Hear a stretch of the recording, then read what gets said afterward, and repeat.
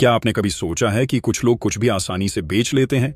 गाड़ी, घर, इंश्योरेंस, यहां तक कि अपने आइडियाज तक। और कुछ लोग चाहे कितना भी बोल लें, फिर भी डील नहीं होती।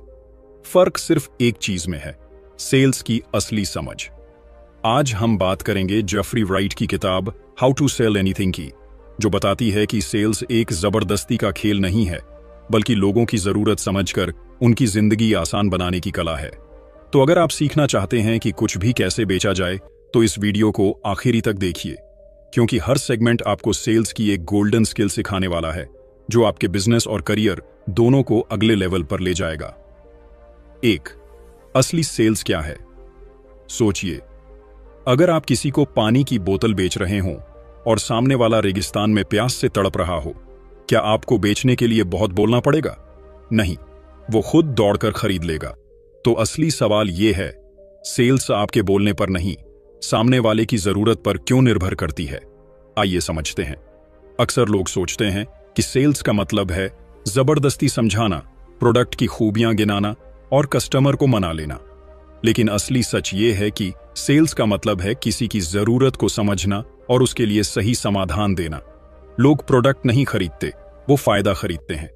इंसान ड्रिल मशीन नहीं खरीदता, वो दीवार में छेद खरीदता है। कोई परफ्यूम नहीं खरीदता, वो आत्मविश्वास खरीदता है। और कोई इंश्योरेंस नहीं खरीदता, वो सुरक्षा और सुकून खरीदता है। मान लीजिए एक आदमी बाइक खरीदना चाहता है। अगर सेल्स पर्सन सिर्फ बोले, इस बाइक में 150 सीसी इंजन है, माइलेज इतना है, डिस्क ब्रेक्स हैं, तो शायद कस्टमर ज्यादा एक्साइट ना हो। लेकिन अगर सेल्स पर्सन बोले, ये बाइक आपके ऑफिस आने जाने में आपका टाइम बचाएगी, पेट्रोल खर्च कम होगा और सबसे बड़ी बात, आपको कभी ट्रैफिक में परेशानी नहीं होगी। देखिए फर्क, यहां बाइक की फीचर्स नहीं, उसकी जरूरत का हल बेचा गया है। यही है असली सेल्स। प्रॉब्लम समझो, सॉल्यूशन दो। अगर आप सिर्फ प्रोडक्ट बेचेंगे तो कस्टमर कभी कभी हां करेगा, लेकिन अगर आप जरूरत पूरी करेंगे तो कस्टमर हमेशा हां करेगा।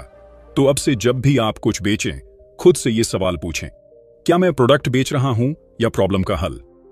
याद रखिए, अगर आप सॉल्यूशन दे रहे हैं तो सेल अपने आप हो जाएगी। अब सवाल उठता है, हम कस्टमर की असली जरूरत समझें कैसे? आइए अगले हिस्से में सीखते हैं, कस्टमर को कैसे गहराई से समझा जाए। 2. कस्टमर को समझना। क्या आपने कभी नोटिस किया है कि ज्यादातर लोग ज्यादा बोलते हैं लेकिन कम सुनते हैं? सेल्स में सबसे बड़ी गलती यही है। लोग प्रोडक्ट के बारे में बोलते ही रहते हैं, लेकिन सामने वाले की असली जरूरत को सुनते ही नहीं। याद रखिए, बेचने का असली हुनर बोलने में नहीं, सुनने में है। सेल्स की दुनिया में एक गोल्डन रूल है, अगर आप ग्राहक को सच में समझ गए तो 70% सेल वहीं जीत गए। क्योंकि कस्टमर हमेशा अपनी समस्या या इच्छा लेकर आता है, प्रोडक्ट खरीदने नहीं। उसे जानना है कि क्या ये इंसान मेरी समस्या को समझ रहा है या बस अपना माल ठेल रहा है। अगर आप सुनेंगे, सही सवाल पूछेंगे और सामने वाले को महसूस कराएंगे कि उसकी जरूरत आपके लिए सबसे ज्यादा इंपॉर्टेंट है, तभी वो आप पर भरोसा करेगा। मान लीजिए एक कस्टमर मोबाइल लेने आया है। अगर सेल्स पर्सन बस कहे, ये मोबाइल में 64 NDP कैमरा है, 8 GB रैम है, 5000 mAh बैटरी है, तो कस्टमर सोच सकता है, अरे ये तो इंटरनेट पर भी लिखा है, नया क्या बताया। लेकिन अगर सेल्स पर्सन पहले पूछे, आप ज्यादातर मोबाइल किस लिए इस्तेमाल करते हैं? गेमिंग, कैमरा या बस कॉल और सोशल मीडिया के लिए? अगर कस्टमर बोले, मुझे फोटो खींचना बहुत पसंद है, तो सेल्स पर्सन कह सकता है, तो ये वाला फोन आपके लिए परफेक्ट है, इसमें खास तौर पर नाइट फोटोग्राफी और अल्ट्रा वाइड लेंस दिया गया है। अगर कस्टमर बोले, मैं बस कॉल और चैट करता हूं, तो सेल्स पर्सन कहेगा, तो आपको महंगा फोन नहीं चाहिए, ये वाला बजट फोन आपकी जरूरत पूरी कर देगा। यहां फर्क समझिए, सेल्स पर्सन ने प्रोडक्ट नहीं बेचा, उसने कस्टमर की जरूरत को समझकर उसका हल दिया। लोग प्रोडक्ट से ज्यादा ये महसूस करते हैं कि मुझे समझा गया है, और जब कस्टमर ये फील करता है कि हां, ये इंसान मेरी बात सुन रहा है, तभी डील पक्की होती है। तो अगली बार जब भी आप किसी कस्टमर से मिलें, 1. ज्यादा बोलने से पहले उसकी बातें ध्यान से सुनिए। 3. ऐसे सवाल पूछिए जो उसकी असली जरूरत सामने ले आए। आपको सबसे बड़ी परेशानी किस चीज से है? अगर ये प्रॉब्लम सॉल्व हो जाए तो आपकी लाइफ कैसे आसान होगी? और फिर उसके जवाब के हिसाब से प्रोडक्ट या सर्विस पेश कीजिए। अब जब हमें पता चल गया कि कस्टमर को समझना कितना जरूरी है, तो अगला कदम है कस्टमर के साथ भरोसेमंद रिश्ता बनाना, क्योंकि बिना भरोसे कोई भी सेल्स टिकती नहीं। 3. रिलेशनशिप बनाइए। सोचिए, अगर आपको 2 दुकानों से एक ही प्रोडक्ट खरीदना हो, पहली दुकान पर प्रोडक्ट सस्ता है लेकिन दुकानदार घमंडी और रूखा है, दूसरी दुकान पर प्रोडक्ट थोड़ा महंगा है लेकिन दुकानदार हमेशा मुस्कान के साथ आपकी मदद करने को तैयार रहता है, आप कहां से खरीदेंगे? जवाब साफ है, जहां रिश्ता और भरोसा मिले। सेल्स की दुनिया में सबसे बड़ा सीक्रेट है ट्रस्ट। अगर कस्टमर को लगता है कि आप सिर्फ पैसा कमाने के लिए उसे बेच रहे हैं, तो शायद वो एक बार खरीद ले, लेकिन दोबारा कभी नहीं आएगा। लेकिन अगर कस्टमर को लगे कि आप उसकी जरूरत को समझते हैं, उसकी परवाह करते हैं और उसके फायदे की सोचते हैं, तो वो आपकी ब्रांड या बिजनेस से हमेशा जुड़ा रहेगा। याद रखिए, कस्टमर प्रोडक्ट से नहीं, इंसान से जुड़ता है। मान लीजिए, मोहल्ले में 2 मेडिकल स्टोर हैं। स्टोर ए हमेशा सिर्फ दवा देकर पैसे लेता है। स्टोर बी दवा देते समय पूछता है, आपकी तबीयत अब कैसी है? डॉक्टर ने और क्या कहा? और कभी कभी बिना पैसे लिए एक छोटा सा पेन किलर भी दे देता है। कस्टमर कहां जाएगा? स्टोर बी पर, क्योंकि वहां सिर्फ दवा नहीं, रिश्ता और परवाह मिलती है। प्रोडक्ट की क्वालिटी और प्राइस कस्टमर को आकर्षित करते हैं, लेकिन भरोसा और रिश्ता उसे रोक कर रखते हैं। शॉर्ट टर्म सेल्स आपको मुनाफा दे सकती है, लेकिन लॉन्ग टर्म रिलेशनशिप आपको ब्रांड बना देती है। 1. हमेशा ईमानदार रहिए। अगर आपका प्रोडक्ट कस्टमर के लिए सही नहीं है, तो उसे जबरदस्ती मत बेचिए। 2. फॉलोअप कीजिए। डील खत्म होने के बाद भी फोन या मैसेज करके पूछिए, सर मैडम, सब कैसा चल रहा है? प्रोडक्ट ठीक काम कर रहा है? 3. एक्स्ट्रा वैल्यू दीजिए। कभी कभी छोटी सी फ्री एडवाइस या छोटा सा एक्स्ट्रा गिफ्ट आपके लिए कॉस्ट नहीं है, लेकिन कस्टमर के लिए बहुत बड़ी बात बन जाती है। तो अब हमने सीख लिया कि रिलेशनशिप और भरोसा बनाना कितना जरूरी है। लेकिन अगला सवाल है, हम कस्टमर की जरूरत और रिलेशनशिप को गहराई से समझें कैसे? उसका राज छुपा है सही सवाल पूछने में। आइए अगले सेगमेंट में जानते हैं। 4. सही सवाल पूछना। क्या आपने कभी गौर किया है, जब कोई आपको ध्यान से सवाल पूछता है तो आपको लगता है कि वो सच में आपकी परवाह करता है, और जब कोई बिना सुने बस बोलता ही चला जाए तो लगता है कि वो हमें सिर्फ बेचना चाहता है। यही फर्क सेल्स में डील बनाने या बिगाड़ने का है। सेल्स का सबसे बड़ा हथियार है सवाल पूछना। जब आप सवाल पूछते हैं तो 2 चीजें होती हैं। 1. कस्टमर अपनी असली जरूरत आपके सामने खुद खोल देता है। 2. कस्टमर को लगता है, हां, ये इंसान मेरी बात सुन रहा है। याद रखिए, ज्यादा बोलने वाला सेल्स पर्सन स्मार्ट लगता है, लेकिन सही सवाल पूछने वाला सेल्स पर्सन जीत जाता है। मान लीजिए एक इंसान जिम ज्वाइन करने आया है। अगर ट्रेनर बोले, हमारे जिम में सबसे अच्छे मशीन है, ऐसी है और बहुत सस्ता पैकेज है, शायद कस्टमर सुन ले, लेकिन जरूरी नहीं कि तुरंत ज्वाइन करे। लेकिन अगर ट्रेनर पहले पूछे, आपका फिटनेस गोल क्या है? वजन कम करना है, मसल्स बनानी है या बस हेल्दी रहना है? अभी तक आपकी सबसे बड़ी दिक्कत क्या रही है? टाइम नहीं मिलता, डाइट कंट्रोल नहीं होती या मोटिवेशन नहीं रहता। अब कस्टमर खुद अपनी असली समस्या बताएगा। अगर वो बोले, मुझे वजन कम करना है लेकिन टाइम नहीं मिलता, तो ट्रेनर तुरंत कहेगा, तो हम आपके लिए 30 मिनट की शॉर्ट वर्कआउट रूटीन बनाएंगे जो कम टाइम में फैट बर्न करेगी। यहां देखिए, ट्रेनर ने जिम नहीं बेचा, उसने कस्टमर की जरूरत का हल बेचा। गलत तरीका, फीचर्स गिनाना और कस्टमर पर थोपना। सही तरीका, सवाल पूछकर कस्टमर से ही उसकी प्रॉब्लम और सॉल्यूशन निकलवाना। जब कस्टमर खुद बोलेगा कि उसे क्या चाहिए, तो उसे मना करना मुश्किल हो जाएगा। अगली बार जब भी किसी कस्टमर से बात करें, इन 3 सवालों को जरूर पूछें। 1. आपकी सबसे बड़ी समस्या, चुनौती क्या है? 2.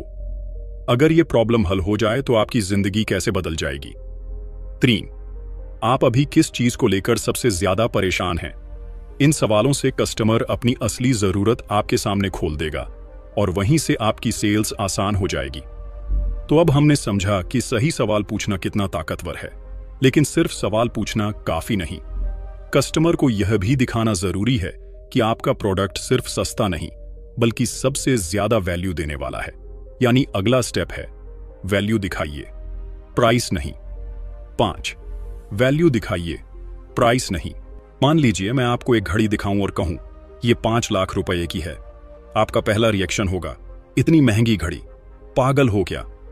लेकिन अगर मैं कहूं ये रोलेक्स घड़ी है जो लाइफ टाइम चलती है, आपकी पर्सनैलिटी को रॉयल बना देती है और लोग आपको देखकर खुद रिस्पेक्ट करने लगते हैं। अब दिमाग प्राइस पर नहीं, वैल्यू पर शिफ्ट हो गया। ज्यादातर सेल्स पर्सन की सबसे बड़ी गलती यही होती है, वो प्रोडक्ट का प्राइस बताकर अटक जाते हैं। लेकिन कस्टमर प्राइस से ज्यादा ये सोचता है मुझे इसमें क्या फायदा मिलेगा। यानी असली गेम है वैल्यू बेचना, प्राइस नहीं। मान लीजिए कोई कस्टमर जिम ज्वाइन करना चाहता है। अगर ट्रेनर कहे हमारा जिम 2000 रुपये महीने का है, कस्टमर सोच सकता है महंगा है, छोड़ो। लेकिन अगर ट्रेनर कहे सिर्फ 2000 रुपये महीने में आप 10 किलो वजन कम कर सकते हैं, एनर्जी डबल होगी और 6 महीने में आपकी हेल्थ रिपोर्ट पूरी तरह बदल जाएगी। अब कस्टमर प्राइस नहीं, अपनी हेल्थ और लाइफस्टाइल का फायदा देखेगा। लोग प्रोडक्ट की क्वालिटी और प्राइस नहीं खरीदते, वो खरीदते हैं अपना फायदा, अपना टाइम बचना, अपनी पर्सनैलिटी का ग्रोथ, अपनी लाइफ आसान होना। याद रखिए, अगर वैल्यू बड़ी है तो प्राइस अपने आप छोटा लगने लगता है। 1. प्राइस बताने से पहले हमेशा कस्टमर का फायदा बताइए। जैसे ये पैकेज 5000 का है की जगह कहें इस पैकेज से आप 1 साल में 50,000 रुपए बचा सकते हैं। 2. हर प्रोडक्ट का वैल्यू स्टेटमेंट तैयार करें। ये प्रोडक्ट आपको क्या देगा, ये आपकी लाइफ कैसे आसान बनाएगा। 3. डेमो या स्टोरी का इस्तेमाल कीजिए ताकि कस्टमर को फायदा महसूस हो, सिर्फ सुनाई ना दे। तो अब आपने सीखा कि प्राइस से ज्यादा वैल्यू दिखाना क्यों जरूरी है। लेकिन सवाल यह है, जब कस्टमर बोल दे ये महंगा है या मुझे सोचने दो, तो क्या करें। यही सीखेंगे अगले सेगमेंट में, ऑब्जेक्शन को हैंडल करना। 6. ऑब्जेक्शन को हैंडल करना। सोचिए, आप किसी कस्टमर को प्रोडक्ट दिखा रहे हैं और वो अचानक कहता है ये तो बहुत महंगा है या अभी मुझे सोचने दो। उस वक्त ज्यादातर सेल्स पर्सन डर जाते हैं और पीछे हट जाते हैं। लेकिन असली खिलाड़ी यहीं जीतता है, क्योंकि हर नो असल में यस की सीढ़ी होती है। हर कस्टमर सवाल पूछेगा, शंका करेगा, दाम पर बहस करेगा, ये नॉर्मल है। ऑब्जेक्शन का मतलब ये नहीं कि कस्टमर खरीदना नहीं चाहता, इसका मतलब है कस्टमर को अभी और भरोसा चाहिए और क्लियर वैल्यू दिखनी चाहिए। यानी ऑब्जेक्शन दुश्मन नहीं बल्कि मौका है कस्टमर का नजरिया समझने और उसे सही जवाब देने का। मान लीजिए कोई कस्टमर कहे ये प्रोडक्ट बहुत महंगा है। गलत तरीका, सेल्स पर्सन झुंझला जाए या तुरंत डिस्काउंट ऑफर कर दे। सही तरीका, शांत रहकर पूछें आपको ये महंगा किस तुलना में लग रहा है। अगर ये प्रोडक्ट आपकी सबसे बड़ी समस्या हल कर दे तो क्या ये कीमत वाजिब लगेगी। जैसे अगर आप एक वाटर प्यूरिफायर बेच रहे हैं और कस्टमर कहता है 20,000 रुपए बहुत ज्यादा हैं, तो आप समझाइए सर ये मशीन 10 साल चलती है, आपको बोतल बंद पानी खरीदने की जरूरत नहीं पड़ेगी। यानी आप हर महीने 1500 रुपए बचाएंगे और 10 साल में करीब 100.8 लाख रुपए की सेविंग करेंगे। अब सोचिए 20,000 महंगा है या 1.8 लाख की सेविंग सस्ती। याद रखिए, ऑब्जेक्शन हमेशा 3 वजहों से आते हैं। 1. प्राइस डाउट, लगता है महंगा है। 2. ट्रस्ट डाउट, लगता है कंपनी प्रोडक्ट काम करेगा या नहीं। 3. नीड डाउट, लगता है कि अभी जरूरत नहीं है। आपका काम है इन डाउट्स को साफ करना, गुस्से या डर से नहीं बल्कि काम और कॉन्फिडेंस से। 1. जब भी कस्टमर ऑब्जेक्शन दे पहले सुनिए, बीच में मत काटिए। 2. रिपीट, वैलिडेट करें। आप कह रहे हैं कि आपको प्राइस थोड़ा ज्यादा लग रहा है, सही समझा मैंने। इससे कस्टमर को लगेगा कि आप उसकी बात सच में सुन रहे हैं। 3. वैल्यू की तरफ रीडायरेक्ट करें। सर प्राइस बड़ा जरूर है लेकिन इसके फायदे उससे कहीं बड़े हैं। श्योर, कभी तुरंत डिस्काउंट मत दीजिए, पहले वैल्यू दिखाइए, तभी कस्टमर प्राइस भूल जाएगा। तो अब हमने सीख लिया कि कस्टमर के नो को डर की तरह नहीं बल्कि यस की शुरुआत की तरह देखना है। लेकिन अब बारी आती है, जब सब कुछ तैयार हो जाए तो डील को कैसे क्लोज करें। आइए अगले सेगमेंट में सीखते हैं डील को क्लोज करना। 7. डील को क्लोज करना। सोचिए, आप घंटों मेहनत करके कस्टमर को प्रोडक्ट दिखाते हैं, उसकी जरूरत समझते हैं, सारे सवालों के जवाब देते हैं और आखिर में कहते हैं ठीक है आप सोच लीजिए। नतीजा, कस्टमर चला जाता है और फिर कभी वापस नहीं आता। याद रखिए, सेल्स का खेल जीतने वाला नहीं क्लोज करने वाला होता है। कई सेल्स पर्सन पूरी प्रेजेंटेशन में अच्छे होते हैं। वो प्रोडक्ट की वैल्यू समझाते हैं, कस्टमर को सुनते हैं, रिलेशनशिप भी बनाते हैं, लेकिन सबसे बड़ा स्टेप क्लोज करना, पूछने से डरते हैं। उन्हें लगता है अगर मैंने अभी डील क्लोज करने को कहा तो कस्टमर नाराज हो जाएगा या भाग जाएगा। लेकिन असली सच ये है, अगर आप क्लोज नहीं पूछते तो कस्टमर मान लेता है कि आप भी कंफ्यूज्ड हैं। मान लीजिए आप किसी को हेल्थ इंश्योरेंस प्लान दिखा रहे हैं। आपने फायदे बताए, प्रॉब्लम समझाई, हर सवाल का जवाब दिया। अब अगर आप कहते हैं ठीक है, आप सोचकर बताइए, तो 90% चांस है कि वो कभी कॉल ही नहीं करेगा। लेकिन अगर आप कॉन्फिडेंटली पूछें, तो क्या मैं अभी आपका डॉक्यूमेंटेशन शुरू कर दूं? क्या हम आज ही ये प्लान एक्टिवेट करें? तो कस्टमर को लगता है कि आप भरोसेमंद हैं और उसे डिसीजन लेने में आसानी होती है। क्लोजिंग पूछना मतलब कस्टमर पर दबाव डालना नहीं है, बल्कि उसे डिसीजन लेने में गाइड करना है। क्योंकि बहुत बार कस्टमर खुद भी कंफ्यूज होता है और उसे आपके कॉन्फिडेंस की जरूरत होती है। याद रखिए, डील कभी अपने आप क्लोज नहीं होती, उसे आपको क्लोज करना पड़ता है। 1. हर प्रेजेंटेशन के आखिर में क्लोजिंग लाइन जरूर बोले। तो क्या हम इसे आज ही शुरू करें?